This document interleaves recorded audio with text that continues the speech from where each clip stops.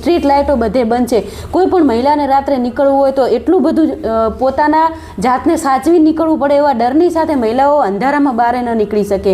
સાથે ત્રીજો પ્રશ્ન એવો છે કે જે રાધનપુર નગરપાલિકામાં જે પાણીની વ્યવસ્થા છે, 10 દિવસે અને 15 દિવસે, હવે તો સામે ઉનાળો આવે છે, તો ઉનાળો આવે છે તો એમને જે ખરેખર પાણી મળવું જોઈએ, અત્યારે 10 દિવસે પાણી મળે છે, એ પણ ખારું પાણી. તો તમે વિચારો કે મીઠું પાણી તો કેટલા દિવસે મળી શકે રાધનપુરમાં?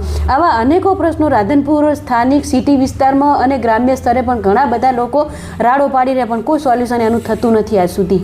એને કોઈ ગંભીરતાથી લેવામાં નથી. ના, કોઈ પબ્લિકને કોઈ સાંભળવા જ તૈયાર નથી. એમને માત્ર એમનામાં જ રસ છે.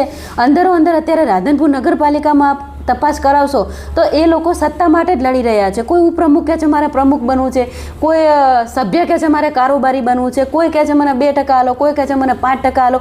ટકાવારીના મુદ્દાને લઈને અંદરો અંદર એમના વિખવાદો બહાર આવી રહ્યા છે. ધીમે ધીમે પબ્લિકના કોઈ કામો થતા નથી.